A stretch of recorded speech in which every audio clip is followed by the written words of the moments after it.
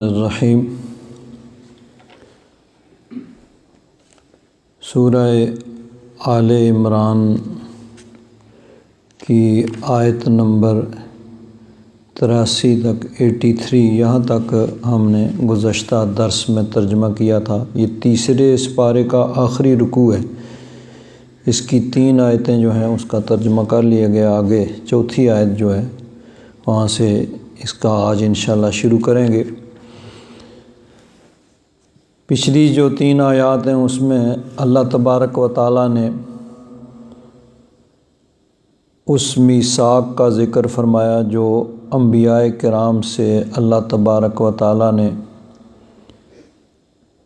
عالم ارواح میں لیا تھا کہ جب میرا محبوب تشریف لائے تو تمام انبیاء کرام اس وقت اپنی نبوت کا پرچار نہ کریں بلکہ اس وقت صرف میرے محبوب کا کلمہ پڑھا جائے اور سارے ان پہ ایمان لائیں اور ان کی نبوت اور رسالت کا پرچار کریں اور انہی کا کلمہ پڑھا جائے۔ اور اس عہد کو پختہ کرنے کے بعد فرمایا افا غیر دین اللہ یبغون، اللہ کے دین کے علاوہ کچھ اور چاہتے ہیں، یعنی کوئی اور دین چاہتے ہیں۔ وَلَهُ أَسْلَمَ مَنْ فِي السَّمَاوَاتِ وَالْأَرْضِ طَوْعًا وَكَرْهًا، حالانکہ جو بھی آسمان و زمین میں ہیں سب خوشی سے یا مجبوراً اسی کی بارگاہ میں سر تسلیم خم کیے ہوئے ہیں۔ وَإِلَيْهِ يُرْجَعُونَ، اسی کی طرف سب نے لوٹنا ہے۔ اب آگے اللہ تبارک و تعالیٰ اپنے محبوب کو حکم دیتا ہے کہ محبوب آپ بھی اعلان فرما دیں۔ قل، فرما دیجئے، آمنا باللہ، ہم ایمان لائے اللہ تبارک و تعالیٰ پر، یعنی اپنے دامن رحمت میں اپنی ساری امت کو لے کے سب کی طرف سے اعلان فرما دیجئے۔ آمنا جمع کا صیغہ، ہم ایمان لائے اللہ تبارک و تعالیٰ کی ذات پر، وما انزل علینا، اور جو ہم پر اترا، وما انزل علی ابراہیم، اور جو اترا حضرت ابراہیم علیہ السلام پر۔ یہی آیت جو ہے یہ پہلے سپارے کے آخری رکوع میں بھی یہی مضمون گزرا ہے۔ وہاں حکم تھا قولو، کہہ دو، یہاں کل کہہ کے آگے پھر جمع کا صیغہ کہ محبوب کہہ دو اپنی ساری امت کو اپنے دامن رحمت میں لے کے، اور وہاں جمع کا صیغہ تھا، سب کو حکم تھا قولو آمنا باللہ وما انزل الینا۔ اب یہ اعلیٰ اور الہ، اور آگے تھا وما انزل الی ابراہیم۔ یہ یعنی حافظوں کو وہاں اکثر متشابہ لگتا ہے، معنی دونوں کا ایک ہی ہے، وما انزل علینا وما انزل الینا، جو ہم پر اترا یا جو ہماری طرف اترا۔ تو مفہوم وہی ہے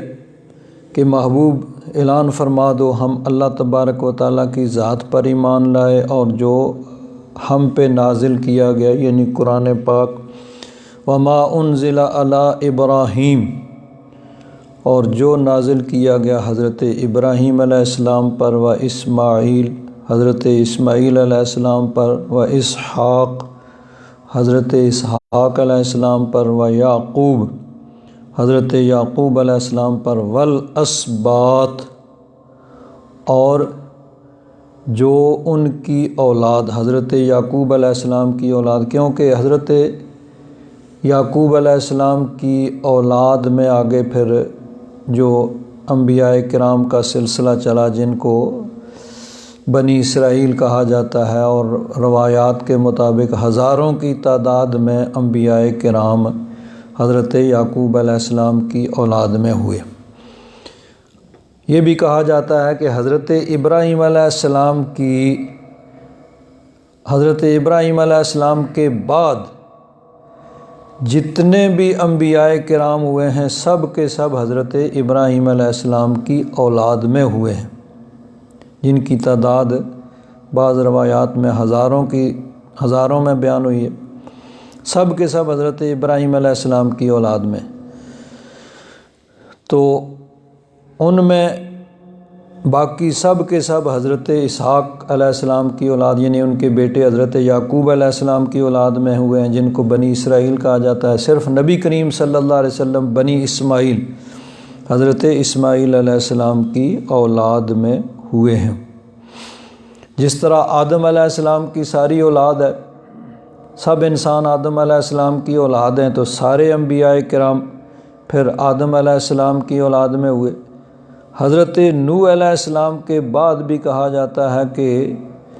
آپ کے طوفان نوح کے بعد آگے پھر جو اولاد کا سلسلہ چلا ہے وہ صرف حضرت نوح علیہ السلام سے چلا ہے، تو اس لیے آپ کو آدم ثانی کہا جاتا ہے۔ تو یوں حضرت نوح علیہ السلام کے بعد جتنے انبیاء پھر ہوئے وہ سب آپ کی اولاد ہوئے۔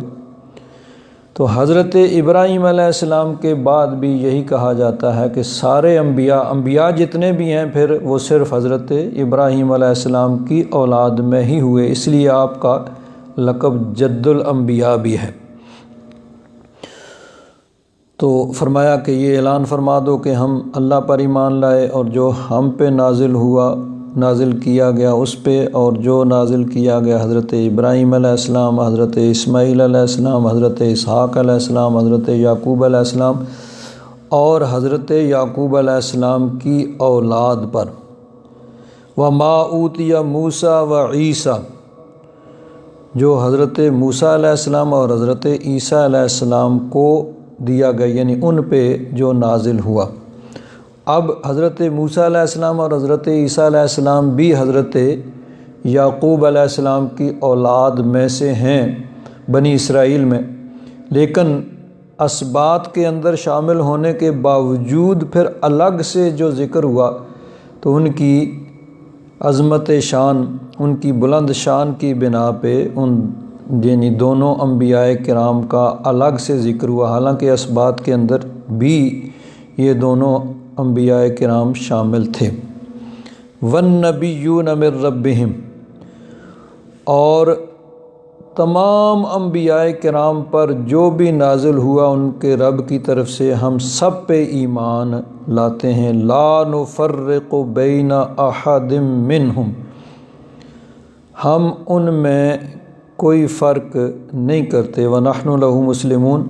اور ہم اللہ تبارک و تعالیٰ کی بارگاہ میں گردن جھکانے والے ہیں، اس کی بارگاہ میں سر تسلیم خم کرنے والے ہیں۔ یہاں تعریض ہے، اشارتاً ان کا رد ہے جو کچھ انبیاء کرام کو مانتے ہیں اور کچھ کا انکار کرتے ہیں۔ مثلاً یہودی جو ہیں وہ حضرت موسیٰ علیہ السلام کو تو مانتے ہیں، لیکن حضرت عیسیٰ علیہ السلام کا انہوں نے انکار کیا، ان کو نہیں مانا۔ پھر نبی کریم صلی اللہ علیہ وسلم کا انکار کیا۔ عیسائی حضرت عیسیٰ علیہ السلام کو تو مانتے ہیں، پہلے انبیاء کرام موسیٰ علیہ السلام کو بھی مانتے ہیں، لیکن نبی کریم صلی اللہ علیہ وسلم کو نہیں مانا۔ تو فرمایا کہ اعلان فرما دو لا نفرق بین احد منہم، ہم اللہ تبارک و تعالیٰ کے سارے نبیوں پر ایمان لاتے ہیں اور جو کچھ ان کی طرف نازل کیا گیا اس کو بھی مانتے ہیں، ہم ان میں فرق نہیں کرتے۔ وَنَحْنُ لَهُ مُسْلِمُونَ، اور ہم اسی کی بارگاہ میں گردن جھکانے والے ہیں۔ اب یہاں پہ بعض، جس طرح وہ پچھلے درس میں ختم نبوت کا مسئلہ میں نے بیان کیا تھا، بعض لوگ اسی آیت کو پیش کرتے ہیں کہ لا نفرق بین احد منہم، ہم نبیوں میں فرق نہیں کرتے، کچھ کو مانے اور کچھ کو نہ مانے، اور معاذ اللہ پھر ہم پہ الزام لگاتے ہیں کہ ہم اس کو نہیں مانتے جس کو وہ مانتے ہیں۔ تو بات یہ ہے کہ اس پہ تو وہ خود ہی متفق نہیں، ان کا جو طریقہ کار میں نے بیان کیا تھا، کبھی کہتے ہیں کہ جی وہ مہدی موعود ہیں، کبھی کہتے ہیں جی وہ مسیح ہیں، وہ کبھی کچھ کہتے ہیں، کبھی مسلح کہتے ہیں، کبھی کہتے ہیں جی وہ ہاف نبی تھے، ذلی اور بروزی نبی ہیں، یہ ہے وہ، خود ہی یعنی ہے تو ان کے سارے یہ جتنے بھی طریقے ہیں یہ دھوکہ دینے کے لیے لوگوں کے لیے، اصل تو ان کا آخری سٹاپ تو وہی نبوت کا ہے، لیکن خود اس کو ڈائریکٹ بیان نہیں کریں گے، کسی کو کچھ کہیں گے، کسی کو کچھ طریق خود وہ مرزا صاحب بھی اتنا لمبا چکر لگا کے وہ مہدی موعود اور مجدد اور پھر ذلی بروزی نبی سے ہوتے ہوئے بالآخر وہ جو ہے نبوت تک انہوں نے پہنچنے کی کوشش کی، تو وہ خود ہی کسی چیز پہ کھڑے نہیں ہوتے تو دوسروں پہ کیا اعتراض کریں گے۔ تو اس لیے انبیاء کرام اللہ تبارک و تعالیٰ نے بھیجے، اور نبی کریم صلی اللہ علیہ وسلم پر اللہ تبارک و تعالیٰ نے ختم نبوت کا تاج پہنا کے بھیجا کہ اب میرے جو انبیاء کرام کا سلسلہ ہے وہ مکمل ہو گیا۔ تو حضور نبی کریم صلی اللہ علیہ وسلم تک دیکھیے، پہلے کسی بھی نبی نے یہ دعویٰ نہیں کیا کہ وہ آخری نبی ہیں۔ جتنے بھی انبیاء کرام تشریف لاتے رہے، بلکہ وہ اپنے اپنے وقتوں میں نبی کریم صلی اللہ علیہ وسلم کی بشارت دیتے رہے اور اپنی امتوں کو تاکید کرتے رہے کہ جو بھی میرے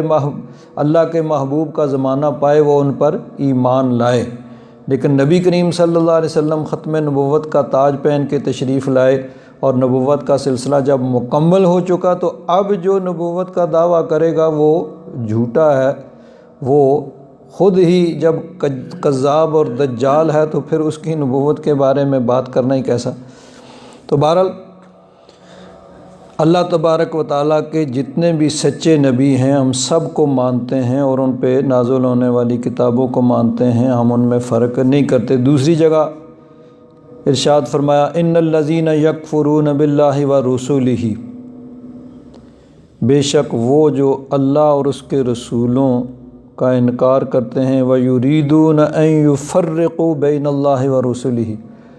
اللہ اور اس کے رسولوں کے درمیان تفریق کرنے کی کوشش کرتے ہیں، وَيَقُولُونَ نُؤْمِنُ بِبَعْضٍ وَنَكْفُرُ بِبَعْضٍ، کہتے ہیں کہ ہم کچھ پہ ایمان لاتے ہیں اور کچھ کو نہیں مانتے، یعنی کچھ انبیاء کرام کو مانا اور کچھ کو نہیں مانا۔ وَيُرِيدُونَ أَن يَتَّخِذُوا بَيْنَ ذَلِكَ سَبِيلًا، اور کوئی اس کا درمیانی رستہ اختیار کرنا چاہتے ہیں، اولئک ھم الکافرون حقا، کہ وہ پکے کافر ہیں جو اللہ کے کسی بھی سچے نبی کا انکار کریں گے۔ وَأَعْتَدْنَا لِلْكَافِرِينَ عَذَابًا مُهِينًا، اللہ تعالیٰ نے فرمایا کہ کافروں کے لیے ہم نے ذلت آمیز عذاب تیار کر رکھا ہے۔ وَالَّذِينَ آمَنُوا بِاللَّهِ وَرُسُلِهِ، جو اللہ تبارک و تعالیٰ اور اس کے رسولوں سارے رسولوں پہ ایمان لائے، وَلَمْ يُفَرِّقُوا بَيْنَ أَحَدٍ مِّنْهُمْ، اور ان میں سے کسی میں تفریق نہیں کی، کسی سچے نبی کا انکار نہیں کیا۔ أُولَئِكَ سَوْفَ يُؤْتِيهِمْ أُجُورَهُمْ،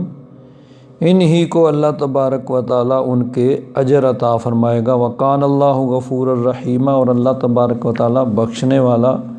رحم فرمانے والا ہے۔ حضرت امام ابن کثیر رحمۃ اللہ تعالیٰ علیہ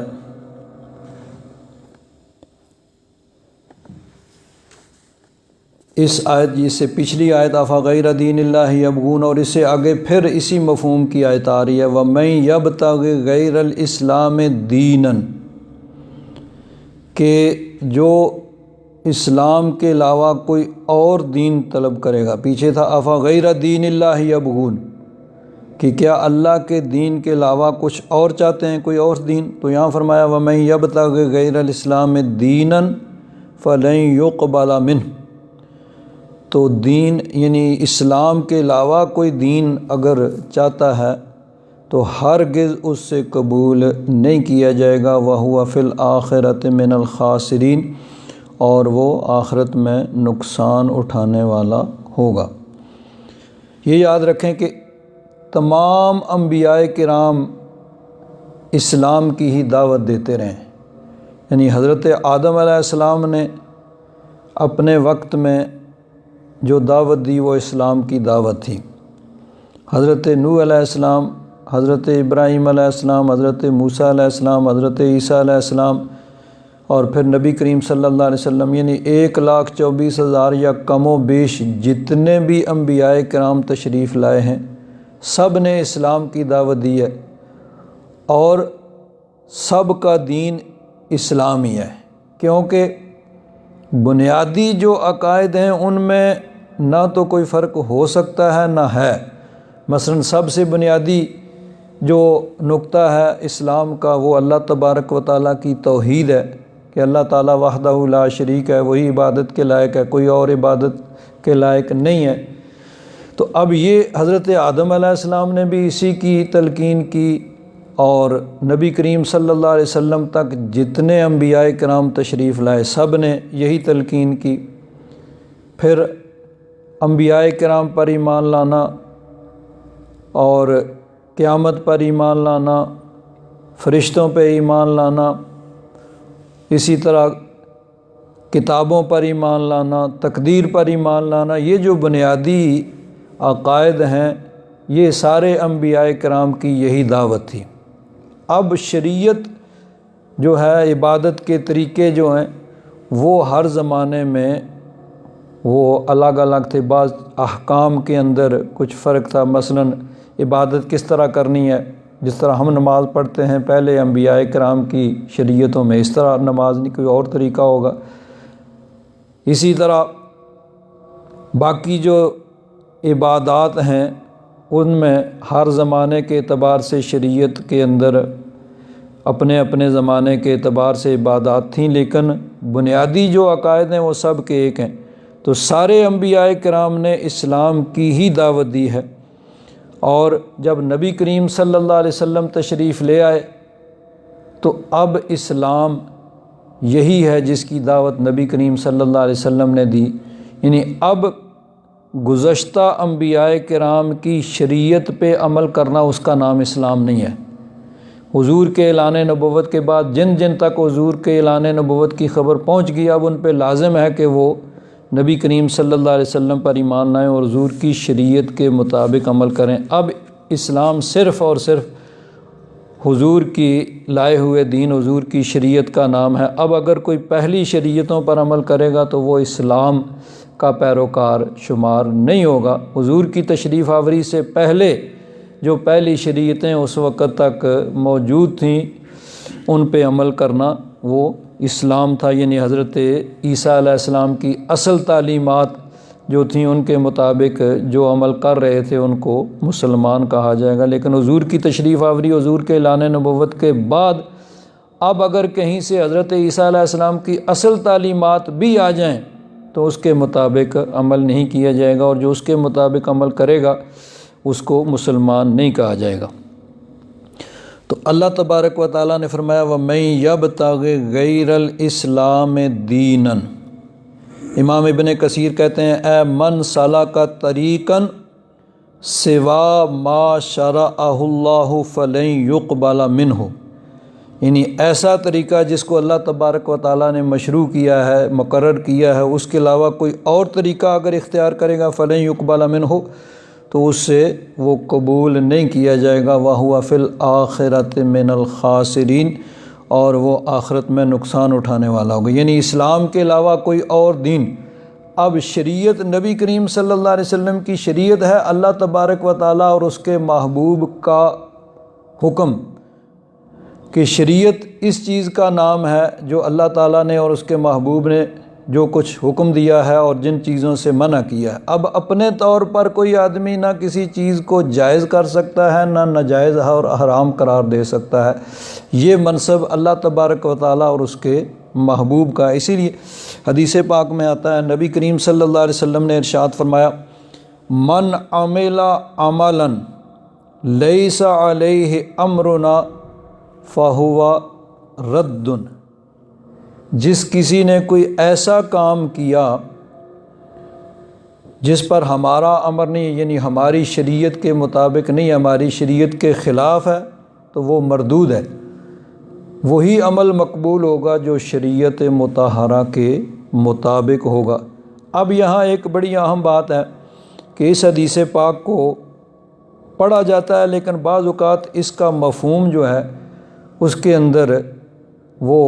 گڑبڑ کی جاتی ہے۔ مثلا جتنے کوئی ہمارے معمولات ہیں ان سب کو اس کے ذریعے سے رد کیا جاتا ہے کہ جی میلاد شریف وہ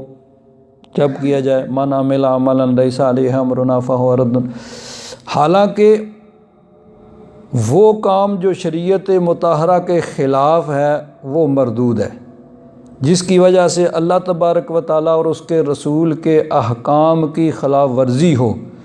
وہ مردود ہے۔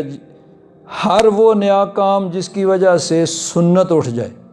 ویسے تو لغوی اعتبار سے جو بھی نیا کام ہوگا اس کو بدعت کہیں گے، لیکن بعض اوقات بعض بدعتیں جو ہوتی ہیں وہ ضروری ہو جاتی ہیں، اس کے مطابق عمل کرنا ضروری ہوتا ہے۔ ہاں جو شریعت کے خلاف ہو، اللہ رسول کے احکام کے خلاف ہو، وہ مردود ہے اور وہ حرام اور ناجائز ہوگا۔ بعض اوقات نئی چیزیں ہوتی ہیں لیکن اس کا کرنا ضروری ہوتا ہے۔ مثلا دیکھیے نبی کریم صلی اللہ علیہ وسلم کے زمانہ مبارکہ میں قرآن پاک کتابی شکل میں جمع نہیں ہوا، اس وقت متفرق طور پر موجود تھا، کسی کے پاس لکھا ہوا، یعنی جو بھی اس زمانے میں چیزیں دستیاب تھیں، اونٹ کی ہڈیاں اور اس طرح اور جو چیز بھی لکھنے کی دستیاب تھی ان پہ لکھا ہوا تھا، ایک کتابی شکل کے اندر موجود نہیں تھا۔ ویسے تو صحابہ کرام بہت سے ایسے تھے جن کو پورا قرآن پاک حفظ تھا، اور اسی ترتیب سے جو نبی کریم صلی اللہ علیہ وسلم نے بتائی تھی اسی ترتیب سے پڑھا جاتا تھا، لیکن ایک کتابی شکل میں اس وقت موجود نہیں تھا۔ حضرت صدیق اکبر کے زمانے میں جب جنگ یمامہ ہوئی مسیلمہ کذاب کے خلاف، تو بہت سے صحابہ کرام جو قراء تھے، اس زمانے میں قراء انہی کو کہا جاتا تھا جو قرآن پاک کے پورے قرآن پاک کے حافظ ہوتے تھے، تو بہت سے قراء صحابہ کرام شہید ہو گئے۔ تو حضرت فاروق اعظم نے حضرت صدیق اکبر سے عرض کی کہ ہمیں چاہیے کہ ہم قرآن پاک کو ایک کتابی شکل میں جمع کر لیں، جس طرح صحابہ کرام اٹھ رہے ہیں کہیں ایسے نہ ہو کہ قرآن پاک کا کوئی حصہ وہ رہ جائے۔ حضرت صدیق اکبر نے کہا بھئی دیکھو، نبی کریم صلی اللہ علیہ وسلم نے جو کام نہیں کیا ہے وہ ہم کیسے کر سکتے ہیں؟ نہیں، اب یہی دلیل ہوگی نا کہ اگر یہ چیز جائز ہوتی تو نبی کریم صلی اللہ علیہ وسلم کرتے، حضور نے نہیں کیا تو اب ہم کیسے کریں بھائی؟ حضرت فاروق اعظم نے یہ دلیل دی کہ دیکھو نبی کریم صلی اللہ علیہ وسلم کے زمانے میں تو چونکہ قرآن پاک نازل ہوتا رہا اور اس کے جب نزول مکمل ہوا تو اس کے بعد حضور کا پھر جلدی وصال ہو گیا، تو اس لیے اس وقت یہ کام نہیں ہوا، لیکن اب یہ کام ضروری ہے۔ ویسے یہ ہے کہ اگر حکمت خداوندی یہ ہوتی کہ حضور کے زمانے میں جمع ہو تو جیسے جیسے نازل ہوتا حضور نے فرمایا بھئی اس کو فلاں آیت فلاں صورت میں فلاں آیت کے بعد رکھو، تو اس اعتبار سے جب قرآن پاک مکمل ہو گیا تو فوری طور پر اس کو کتابی شکل میں جمع کیا جا سکتا تھا، لیکن حکمت خداوندی یہ تھی کہ یہ کام میرے محبوب کے وصال کے بعد میرے محبوب کی امت کرے، ورنہ اس وقت بھی ہو سکتا تھا، لیکن حکمت خداوندی یہ تھی۔ حضرت فاروق اعظم کہتے رہے بالآخر حضرت صدیق اکبر ان کے بھی یعنی یہ بات ان کے یعنی ذہن میں آ گئی کہ ہاں یہ کام ضروری ہے، کرنا چاہیے، تو پھر اس وقت کتابی شکل میں قرآن پاک کو جمع کیا گیا۔ تو شروع میں ان کے ذہن میں بھی آیا کہ یہ نیا کام ہے بھائی، جو حضور نے نہیں کیا ہم کیوں کریں، لیکن حضرت فاروق اعظم نے کہا کہ نہیں، یہ کام اب کرنا ضروری ہے، صرف جائز ہی نہیں بلکہ ضروری ہے، اور اگر نہ کیا جاتا تو اس وقت پھر خدشہ تھا کہ قرآن پاک کی کوئی آیت کہیں رہ نہ جائے۔ باقی ہے تو اللہ تبارک و تعالیٰ نے اس کا ذمہ لیا، لیکن اللہ تبارک و تعالیٰ نے ظاہری طور پر اس کا یہ یعنی طریقہ اختیار یعنی رب ذوالجلال کی طرف سے ان کے ذہن میں یہ بات ڈالی گئی اور انہوں نے قرآن پاک کو جمع کیا۔ تو اب یعنی ہے تو یہ بدعت یعنی نیا کام تھا جو حضور نے نہیں کیا تھا، اور ہو بھی سکتا تھا لیکن نہیں کیا۔ حکمت خداوندی یہ تھی کہ ٹھیک ہے بھائی بعد کے لوگ اس کو کریں۔ تو اسی طرح اب دیکھیے مثلا نبی کریم صلی اللہ علیہ وسلم کی احادیث حضور کے زمانے میں نہیں لکھی جاتی تھیں، حتیٰ کہ صحابہ کرام کے زمانے میں منع کیا جاتا تھا احادیث کو لکھنے سے۔ اس وقت زبانی سب لوگ یاد رکھتے تھے، اس وقت منع کیا جاتا تھا بھائی نہیں لکھیں۔ اب بعد میں لکھی جانے لگیں۔ آج جو ہمارے پاس کتابیں موجود ہیں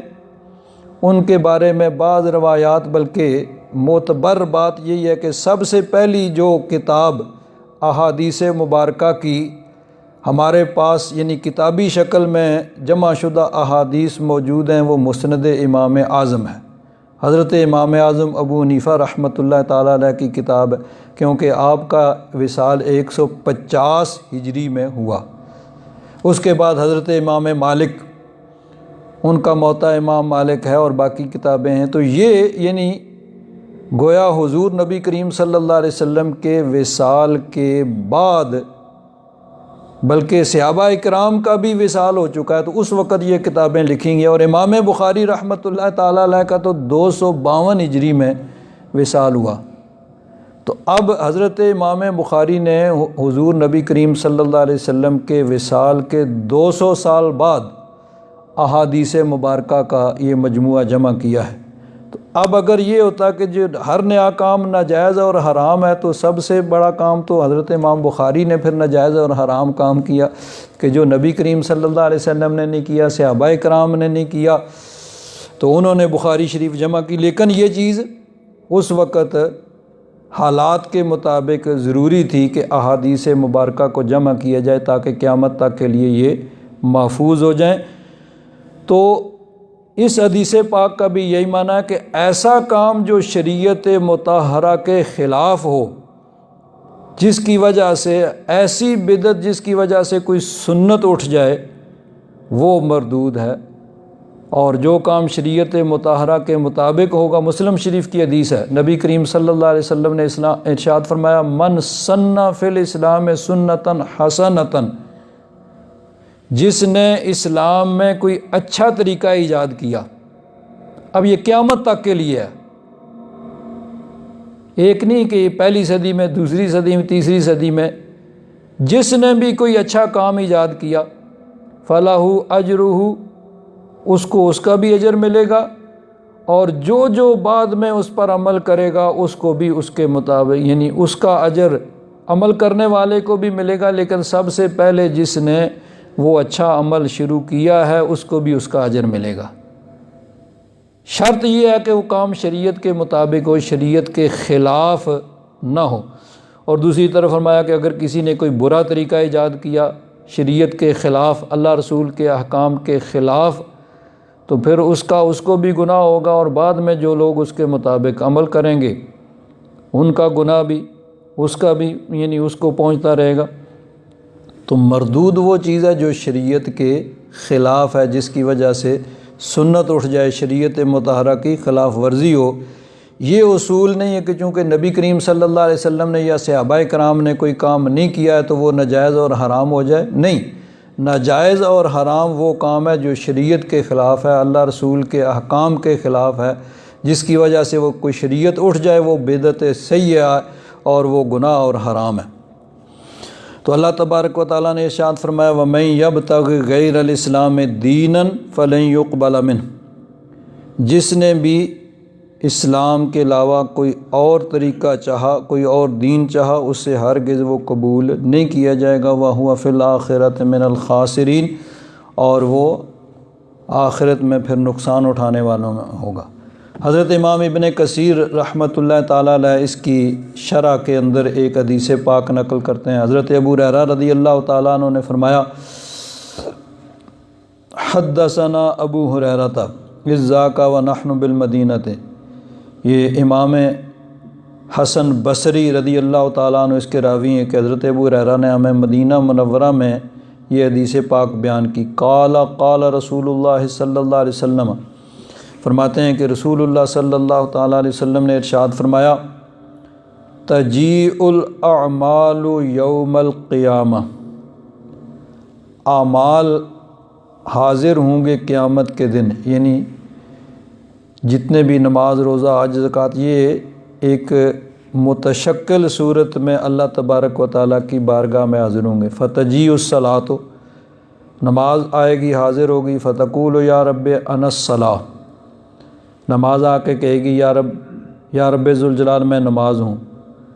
فیقول انک علی خیر، اللہ تبارک و تعالیٰ ارشاد فرمائے گا تو خیر پر ہے، بھلائی پر ہے۔ وتجیء الصدقہ، صدقہ حاضر ہوگا۔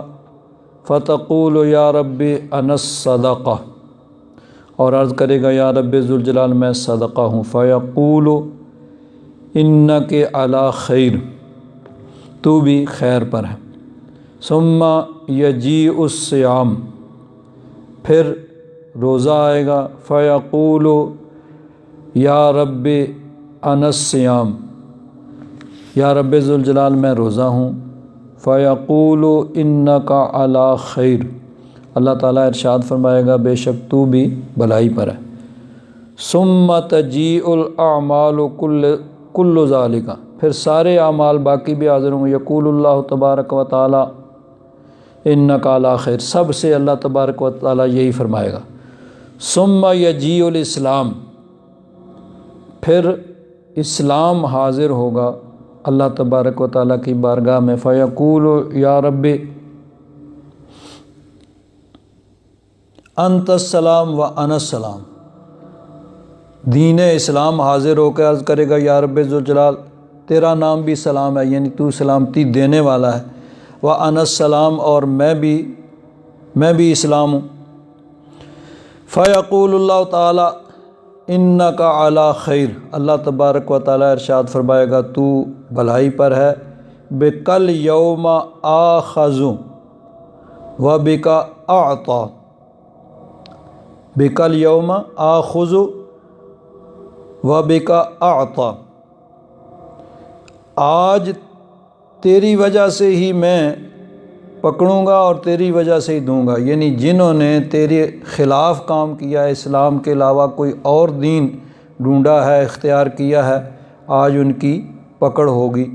اور جنہوں نے دین کے مطابق، اسلام کے مطابق اپنی زندگی گزاری ہے ان کو دیا جائے گا۔ قال اللہ تبارک و تعالیٰ، پھر یعنی نبی کریم صلی اللہ علیہ وسلم نے یہ آیت مبارکہ یہی پڑھی، وَمَن يَبْتَغِ غَيْرَ الْإِسْلَامِ دِينًا فَلَن يُقْبَلَ مِنْهُ وَهُوَ فِي الْآخِرَةِ مِنَ الْخَاسِرِينَ، کہ جس نے بھی دین اسلام کے علاوہ کوئی اور دین چاہا، ڈھونڈا، تو اس سے وہ ہرگز قبول نہیں کیا جائے گا، اور آخرت میں نقصان اٹھانے والا ہوگا۔ اللہ تبارک و تعالیٰ نے آگے ارشاد فرمایا کیف یہد اللہ قوما کفروا بعد ایمانہم، کیوں کر کیسے اللہ تبارک و تعالیٰ ان کو ہدایت دے گا ایسی قوم کو، ایسے لوگوں کو، کفروا بعد ایمانہم، کہ جنہوں نے ایمان کے بعد کفر کیا، یعنی پہلے ایمان لائے پھر منکر ہو گئے اور کفر کو اختیار کر لیا۔ وَشَهِدُوا أَنَّ الرَّسُولَ حَقٌّ، حالانکہ پہلے وہ گواہی دے چکے کہ یہ رسول حق ہیں۔ وَجَاءَهُمُ الْبَيِّنَاتُ، اور ان کے پاس روشن نشانیاں بھی آ گئیں۔ وَاللَّهُ لَا يَهْدِي الْقَوْمَ الظَّالِمِينَ، اللہ تبارک و تعالیٰ ظالموں کی قوم کو ہدایت نہیں دیتا۔ اولئک جزاؤہم، ایسے لوگوں کی جزا ہے، ان علیہم لعنت اللہ والملائکۃ والناس اجمعین، کہ ان پر اللہ تبارک و تعالیٰ کی لعنت ہے، فرشتوں کی اور تمام لوگوں کی، خالدین فیہا، اس لعنت میں یا اس کے نتیجے میں جو جہنم کا عذاب ہوگا اس میں وہ ہمیشہ ہمیشہ رہیں گے۔ لا یخفف عنہم العذاب، ان سے عذاب ہلکا نہیں کیا جائے گا، ولا ہم ینظرون، اور نہ ان کو مہلت دی جائے گی۔ الا الذین تابوا من بعد ذلک، ہاں جنہوں نے توبہ کر لی اس کے بعد، واصلحوا، اور اپنا آپ سنوار لیا، فإن اللہ غفور الرحیم، بے شک اللہ تبارک و تعالیٰ بخشنے والا، رحم فرمانے والا، یعنی اللہ تبارک و تعالیٰ کی بخشش کا اور توبہ کا دروازہ کھلا ہوا ہے، کہ جس وقت بھی انسان صدقے دل سے اس کی بارگاہ میں توبہ کرے گا تو اللہ تبارک و تعالیٰ کریم ہے، رحیم ہے، وہ کرم فرمانے والا اور رحم فرمانے والا ہے۔ اس کے شان نزول کے متعلق امام ابن کثیر نے حدیث پاک لکھی ہے۔ حضرت عبداللہ بن عباس رضی اللہ تعالیٰ عنہما فرماتے ہیں کان رجل من الانصار، انصار میں سے ایک آدمی تھا، اسلم، پہلے تو وہ اسلام لائے، ثم ارتد، پھر وہ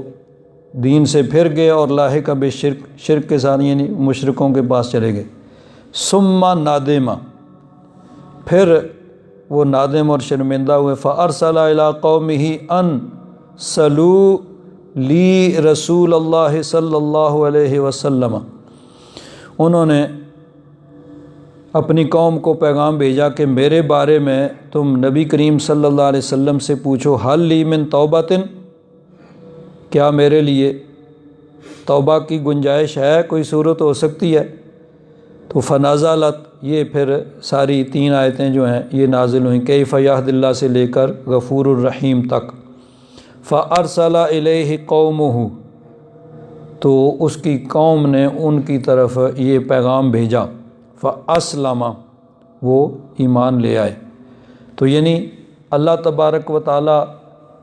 کی طرف سے اب بھی گنجائش ہے، جب بھی کوئی آدمی صدقے دل سے اس کی بارگاہ میں توبہ کرے تو اس کی توبہ قبول ہوگی۔ وہ ایمان لے آئے اور ان کی توبہ کو قبول کیا گیا۔ لیکن یہ ہے کہ جب تک انسان وہ اس دنیا میں یعنی موت کے غرغرے سے پہلے یہ توبہ کی گنجائش ہے۔ جب موت کے وہ فرشتوں کو دیکھ لے تو اس وقت وہ اگر یعنی پھر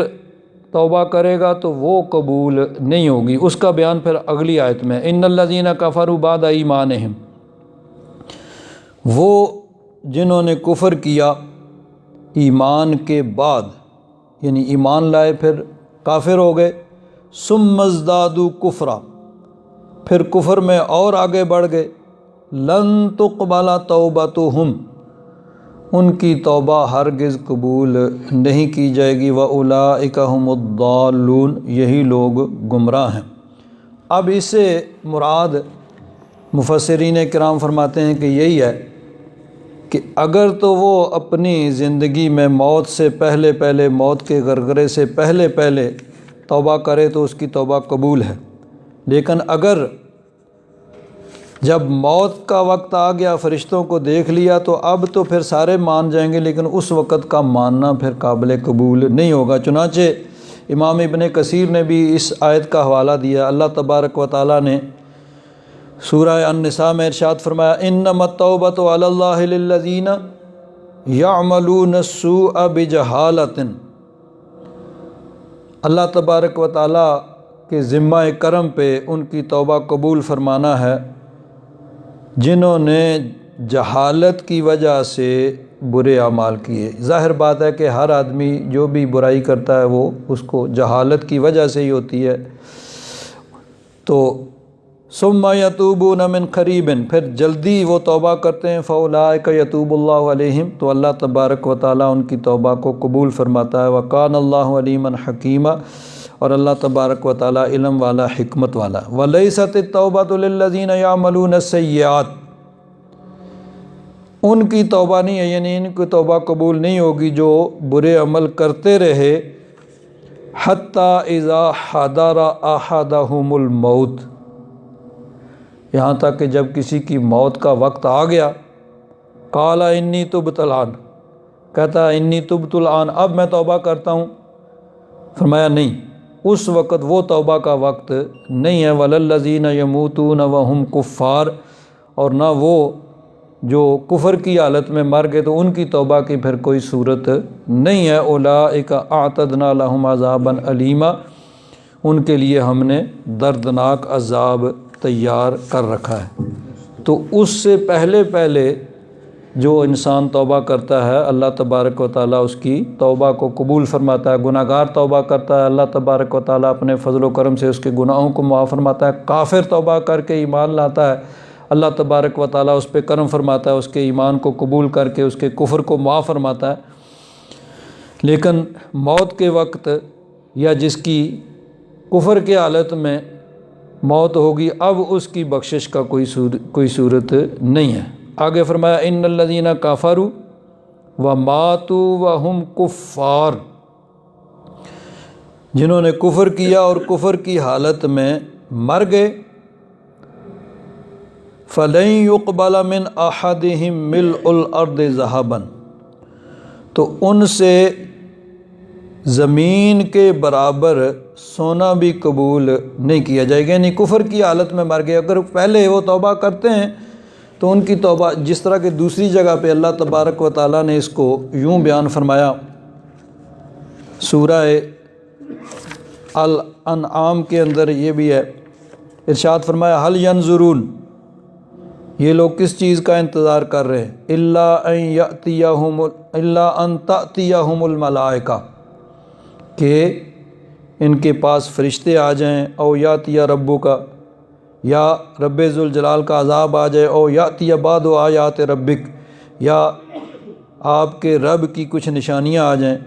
یوم یاتی بعض آیات ربک لا ینفع نفسا ایمانها، جس دن آپ کے رب کی کچھ نشانیاں، یعنی جب عذاب آ جائے گا، یعنی موت کے وقت یا نزول عذاب کے وقت،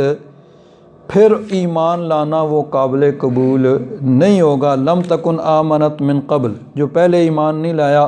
او کسبت فی ایمانہا خیرا، اور اپنے ایمان کے اندر اس نے کوئی بھلائی نہیں کمائی، تو ان کا ایمان، یعنی عذاب کو دیکھنے کے بعد یا موت کے آثار ظاہر ہونے کے بعد، جب موت کے فرشتوں کو دیکھ لیا تو اس وقت نہیں، اس سے پہلے کا ایمان جو ہے وہ اور توبہ جو ہے وہ قبول ہے۔ اور اگر کفر کی حالت میں مر گیا تو فرمایا ان الذین کفروا وماتوا وہم کفار، جنہوں نے کفر کیا اور کفر کی حالت میں ہی مر گئے، فلن یقبل من احدہم ملء الارض ذہبا ولو افتدی بہ، تو پھر بروز قیامت ان سے زمین کے برابر سونا بھی قبول نہیں کیا جائے گا اگر وہ فدیہ دینا چاہیں۔ اولئک لہم عذاب علیم، ان کے لیے دردناک عذاب ہے، وما لہم من ناصرین، اور ان کے لیے کوئی مددگار نہیں ہوگا۔ اب یہ یاد رکھیں کہ وہاں پہ کوئی سونا وغیرہ ہوگا نہیں، یعنی یہ ایک فرضی صورت ہے کہ اگر اتنا سونا ہو بھی اور وہ فدیہ میں دینا چاہیں تو پھر بھی وہ قبول نہیں کیا جائے گا، جس طرح دوسری آیت المائدہ میں ارشاد فرمایا ان الذین کفروا، وہ لوگ جنہوں نے کفر کیا، لو ان لہم ما فی الارض جمیعا، اگر ان کی ملکیت ہو جو کچھ زمین میں ہے سب کچھ، یعنی زمین میں جتنا مال و دولت ہے، اب زمین کے اندر کتنا مال و دولت ہے اس کا کوئی حساب نہیں لگا سکتا، کہ دنیا کے اندر ایسے ایسے لوگ بھی موجود ہیں جنہیں خود اپنی دولت کا اندازہ نہیں ہے کہ ان کے پاس کتنی دولت ہے، تو ساری زمین کے اندر کتنی مال و دولت، یہ سب کیا کتنا ہے، تو فرمایا کہ اگر ان کی ملکیت ہو جو کچھ زمین میں ہے سب کچھ، وَمِثْلَهُ مَعَهُ، اور اتنا اور ساتھ، صرف یہی نہیں بلکہ اتنا اور بھی ان کی ملکیت ہو، لِيَفْتَدُوا بِهِ مِنْ عَذَابِ يَوْمِ الْقِيَامَةِ، اور اس کو وہ قیامت کے دن عذاب کے فدیہ کے طور پر دینا چاہیں، مَا تُقُبِّلَ مِنْهُمْ، ان سے وہ قبول نہیں کیا جائے گا، وَلَهُمْ عَذَابٌ علیم، اور ان کے لیے دردناک عذاب۔ تو یہ قرآن پاک کے اندر متعدد مقامات پہ اللہ تبارک و تعالیٰ نے اسی مضمون کو بیان کیا ہے کہ اگر کسی کے پاس اتنا مال و دولت ہو اور وہ اس کو فدیہ کے طور پر دینا چاہے تو وہ وہاں پہ قبول نہیں کیا جائے گا، کیونکہ دنیا کے اندر انسان جو ہے وہ جو بھی عمل کرتا ہے وہ اس کے لیے فائدہ مند ہوگا، اس وقت ہوگا نہیں، اور اگر ہو بھی تو وہ قابل قبول یعنی ہوگا ہی نہیں، لیکن اگر ہوتا بالفرض ہوتا بھی تو پھر بھی وہ اس کی وجہ سے، اور وہ فدیہ میں دینا چاہتا تو اس کی وجہ سے اس کے عذاب نہیں چھوٹ سکتا تھا۔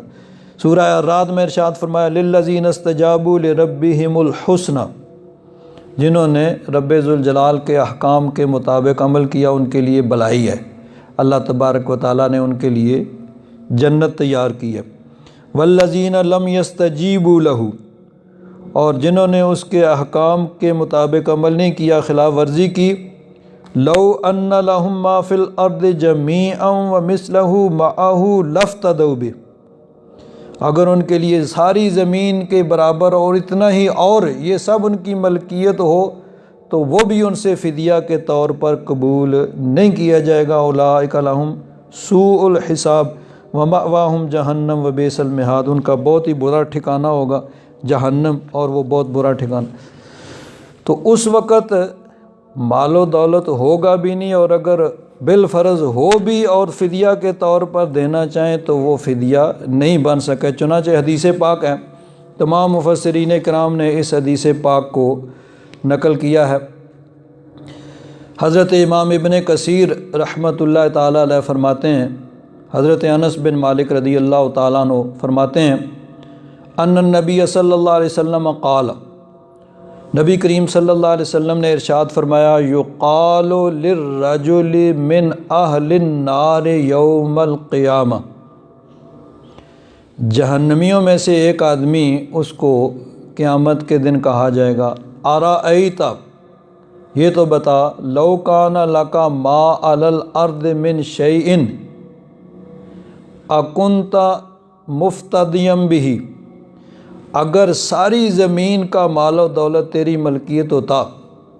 تو کیا تو آج اس عذاب سے چھٹکارے کے لیے اس کو فدیہ کے طور پر دے دیتا؟ قال فیقول نعم، وہ کہے گا ہاں یا رب ذوالجلال، اگر میرے پاس تو ساری دنیا کی مال و دولت ہوتی تو میں اس عذاب سے چھٹکارے کے لیے اس کو بھی دے دیتا۔ فیقول اللہ قد اردت منک اہون من ذالک، میں نے تو بڑی معمولی سی بات تجھ سے، میری ڈیمانڈ بڑی تھوڑی سی تھی، اور وہ کیا تھی؟ قد اخذت علیک من فی ظہر ابیک آدم اللہ تشرک بی شیئا، کہ شرک نہ کرنا، کفر نہ کرنا، یعنی حضرت آدم علیہ السلام کی پشت کے اندر الست بربکم کہہ کے اللہ تبارک و تعالیٰ نے جو عہد لیا تھا کہ میں نے تو بڑی معمولی سی بات مانگی تھی کہ شرک نہ کرنا، فابیت اللہ تشرک، لیکن تو نے کہا نہیں، میں نے کرنا ہی وہی ہے جس چیز سے روکا گیا۔ تو بڑی معمولی سی دنیا میں مانگی گئی تھی، ڈیمانڈ کی گئی تھی، وہ نہیں آج سارا کہتا ہے کہ سارا مال و دولت ہوتا وہ دے دیتا، نہیں۔ دوسری حدیث پاک ہے،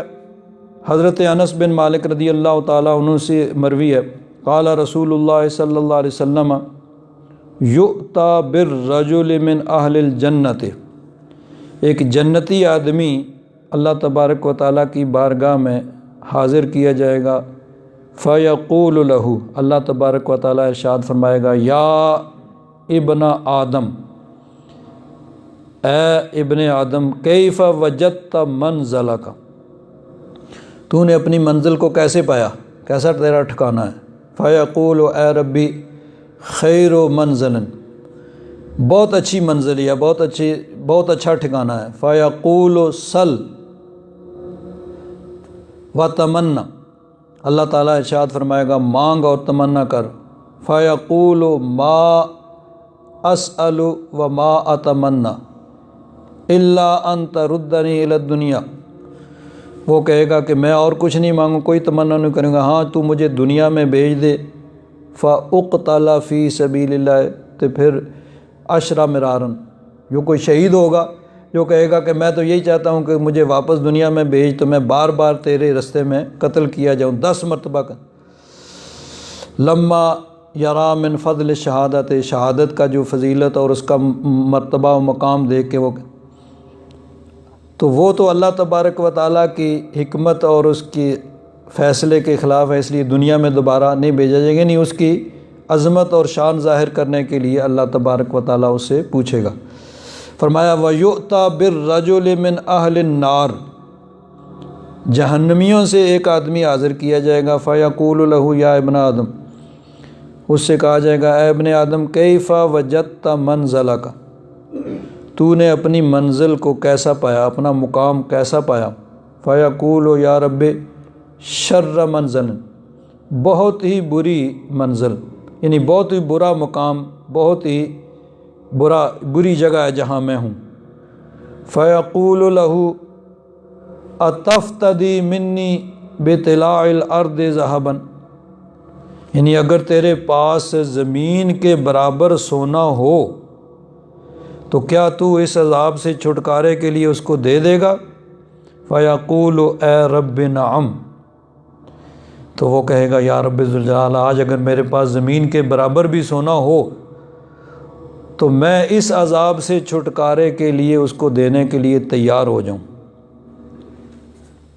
تو فیقول کذبت، اللہ تبارک و تعالیٰ ارشاد فرمائے گا تو جھوٹا ہے، قد سألتک اقل من ذلک و ایسرا، میں نے تو تجھ سے اس سے تھوڑا اور بڑا آسان تجھ سے مانگا تھا، فلم تفعل، بس یہی کہا تھا کہ میرے احکام کے مطابق تو نے زندگی گزارنی ہے، تو نے وہ بھی نہیں مانا۔ آج کہتا ہے کہ سارا سونا، دنیا میں تو 2.5% مانگا تھا کہ میرے رستے میں تم غریبوں کو دو، تو وہ بھی نہیں دیتے تھے، تو آج کہتا ہے سارا دے دوں۔ تو ارشاد فرمایا فَيُرَدُّ إِلَى النَّارِ، اور اس کو جہنم کی طرف پھر لوٹا دی، وَلِهَذَا قَالَ، اور فرمایا اسی لیے اللہ تعالیٰ نے ارشاد فرمایا أُولَٰئِكَ لَهُمْ عَذَابٌ أَلِيمٌ وَمَا لَهُم مِّن نَاصِرِينَ، ان کے لیے دردناک عذاب ہے اور ان کے لیے کوئی مددگار نہیں ہوگا۔ یہ یاد رکھیں کہ اس وقت سب لوگ یہ خواہش کریں گے کہ کاش کوئی صورت واپسی کی ہو جائے، کوئی ایسی صورت ہو جائے کہ ہمیں ایک موقع اور مل جائے تو پھر ہم جو ہے بڑے نیک ہو جائیں گے، لیکن اب وہ موقع نہیں ہوگا۔ وہ موقع اللہ تبارک و تعالیٰ نے دنیا میں سب کو دیا ہے کہ اس دنیا کے اندر اللہ تبارک و تعالیٰ نے موقع دیا ہے کہ یہاں اس کی فرمان برداری کر کے اپنی آخرت کو سنوار لو۔ وہاں پہ تو سب کوشش کریں گے، سب یہی خواہش کریں گے۔ اللہ تعالیٰ نے ارشاد فرمایا وَلَوْ تَرَىٰ إِذْ وُقِفُوا عَلَى النَّارِ، جب جہنم پہ کھڑا کیا جائے گا تو کاش دیکھو اس وقت ان کی کیا حالت ہوگی۔ فَقَالُوا يَا لَيْتَنَا نُرَدُّ، کاش ہمیں لوٹایا جائے، وَلَا نُكَذِّبَ بِآيَاتِ رَبِّنَا، پھر تو ہم اپنے رب کی نشانیوں کو بالکل نہیں جھٹلائیں گے، وَنَكُونَ مِنَ الْمُؤْمِنِينَ، بڑے سچے پکے سدھے مومن ہو جائیں گے۔ بل بدا لَهُم مَا كَانُوا يُخْفُونَ مِن قبل، وہ چیز اب ان پہ ظاہر جس کو وہ چھپاتے تھے۔ وَلَوْ رُدُّوا لَعَادُوا لِمَا نُهُوا عَنْهُ وَإِنَّهُمْ لَكَاذِبُونَ، اللہ تعالیٰ فرماتا ہے کہ اگر ان کو لٹایا جاتا تو پھر بھی انہوں نے وہی کچھ کرنا تھا۔ دنیا میں کیا کہتے تھے؟ وَقَالُوا إِنْ هِيَ إِلَّا حَيَاتُنَا الدُّنْيَا وَمَا نَحْنُ بِمَبْعُوثِينَ، یہ دنیا ہی سب کچھ ہے، کر لو جو کچھ ہوتا ہے، جیسے بھی ہوتا ہے، حلال ہے حرام ہے، جائز ہے ناجائز ہے، جو کچھ بھی ہے اس کو چھوڑو، اس چکر میں نہ پڑو، یہ مولویوں کے چکر ہیں۔ جیسے ہو سکتا ہے، جس طرح ہو سکتا ہے، اس دنیا کو بنا لو، سنوار لو، یہی ہے سب کچھ۔ وَمَا نَحْنُ بِمَبْعُوثِينَ، کس نے دیکھا ہے قیامت کا دن اور کس نے دیکھا ہے معاشر کا دن؟ دنیا میں بس موج کر لو۔ دنیا میں تو یہ کہتے تھے۔ اور فرمایا وَلَوْ تَرَىٰ إِذْ وُقِفُوا عَلَىٰ رَبِّهِمْ، کاش کہ دیکھو جب وہ رب کی بارگاہ میں حاضر ہوں گے، وہاں کھڑے کیے جائیں گے۔ اللہ تعالیٰ ارشاد فرمائے گا أَلَيْسَ هَٰذَا بِالْحَقِّ، کیا یہ حق نہیں ہے؟ قَالُوا بَلَىٰ وَرَبِّنَا، اس وقت تو سر جھکا کے کہیں گے ہاں یا رب ذوالجلال حق ہی ہے، لیکن دنیا میں انکار کرتے تھے۔ قَالَ فَذُوقُوا الْعَذَابَ بِمَا كُنتُمْ تَكْفُرُونَ، تو ارشاد ہوگا آپ پھر عذاب چکھو اپنے کفر کا۔ اسی طرح سورہ الفاطر کے اندر اللہ تبارک و تعالیٰ نے ارشاد فرمایا وَالَّذِينَ كَفَرُوا لَهُمْ نَارُ جَهَنَّمْ، کافروں کے لیے جہنم کی عذاب ہے، لَا يُقْضَىٰ عَلَيْهِمْ فَيَمُوتُوا، نہ تو فیصلہ ہو، یعنی یہ ہو کہ مر جائیں، جان ہی نکل جائے تو جان چھوٹ جائے، وَلَا يُخَفَّفُ عَنْهُم مِّنْ عَذَابِهِ، کیونکہ موت تو وہاں، موت کو تو خود موت آ چکی ہوگی، وہاں تو موت آئے گی نہیں،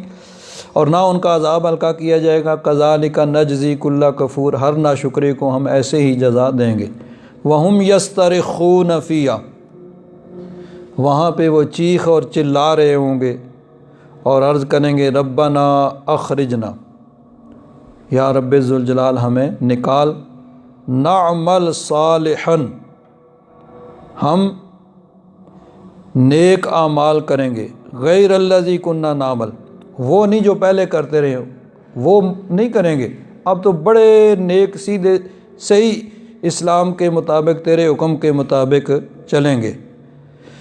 تو جب یہ کہیں گے کہ یا رب ذوالجلال ہمیں یہاں سے نکال، ایک موقع اور دے، پھر تو بڑے سیدھے صحیح پکے مومن ہوں گے اور بڑے نیک ہوں گے۔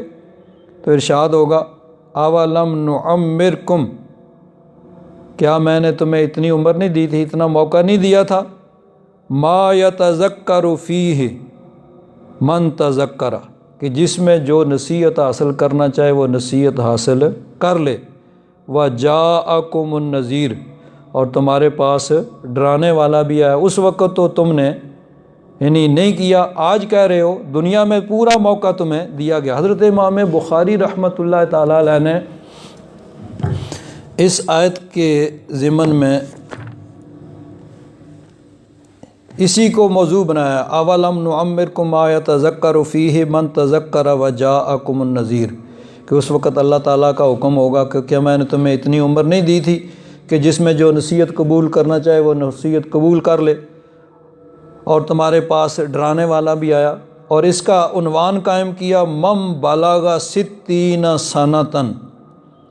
فقد اعذر اللہ الیہ فی العمر۔ یہ حدیث پاک آگے اسی الفاظ کے ساتھ آ رہی ہے، اسی کو عنوان قائم کیا کہ جس کی عمر 60 برس ہو گئی اب اس کے لیے کوئی عذر نہیں ہوگا رب تبارک و تعالیٰ کی بارگاہ میں۔ اور پھر آگے حدیث پاک اس میں 2-3 حدیثیں نقل کی ہیں۔ عن ابی ہریرہ عن النبی صلی اللہ علیہ وسلم قال اعذر اللہ الی امرئ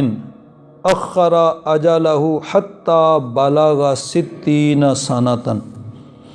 کہ جس کو اللہ تبارک و تعالیٰ نے جس کی موت کو اتنا مؤخر کیا کہ اس کی عمر 60 برس ہو گئی، تو اب پھر اس کے لیے کسی قسم کا کوئی عذر نہیں ہوگا۔ اور دوسری حدیث پاک ہے، یہ بھی حضرت ابو ہریرہ سے ہے، قال سمعت رسول اللہ صلی اللہ علیہ وسلم یقول، یہ اسی باب کے ساتھ یعنی اسی عنوان کو آگے کہ یقول لا یزال قلب الکبیر شابا فی اثنین فی حب الدنیا فی طول العمل۔ اور آگے ہے یکبر ابن آدم و یکبر معہ اسنان، یکبر ابن آدم و یکبر معہ اسنان حب المال و طول العمر۔ انسان کی عمر بڑھتی جاتی ہے اور 2 چیزیں اس کے ساتھ بڑھتی جاتی ہیں، عمر کے ساتھ ساتھ وہ بھی بڑھتی ہیں۔ کون سی؟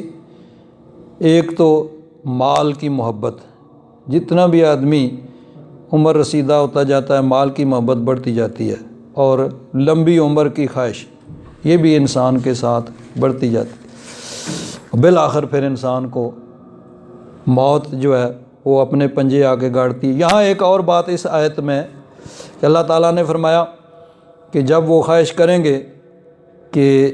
ایک مرتبہ پھر ہمیں موقع دیا جائے تو ہم بڑے پکے سچے مومن ہوں گے، تو اللہ تعالیٰ فرمائے گا اولم نعمرکم ما یتذکر فیہ من تذکر وجاءکم النذیر، کہ کیا میں نے تمہیں اتنی عمر نہیں دی، اتنی مہلت نہیں دی کہ جس میں نصیحت حاصل کرنے والا نصیحت قبول کرنے والا نصیحت قبول کر لیتا اور تمہارے پاس نذیر آیا۔ اب نذیر کا لفظی معنی ڈرانے والا، اس کی تفسیر کے اندر مفسرین کرام نے کئی اقوال لکھے ہیں۔ ایک یہ ہے کہ اللہ تبارک و تعالیٰ نے انبیاء کرام کو بھیجا، کتابیں نازل فرمائیں، اس کے بعد اور مبلغین نصیحت کرنے والے آئے، یہ تو اس کا ظاہری معنی ہوا۔ ایک معنی اس کا یہ بھی بیان کیا ہے، نذیر سے مطلب انسان کو خبردار کرنے والا، جنازوں کا اٹھنا۔ انسان روز دیکھتا ہے آج فلاں صاحب چلے گئے، آج فلاں صاحب چلے گئے، آج فلاں صاحب، آج ہمارے حضرت علامہ مولانا مہر علی صاحب ان کا بھی وصال ہو گیا، آج ان کی نماز جنازہ ادا کی جائے گی۔ تو یہ یعنی انسان کے لیے، زندہ انسانوں کے لیے بھی یہ ایک نصیحت ہوتی ہے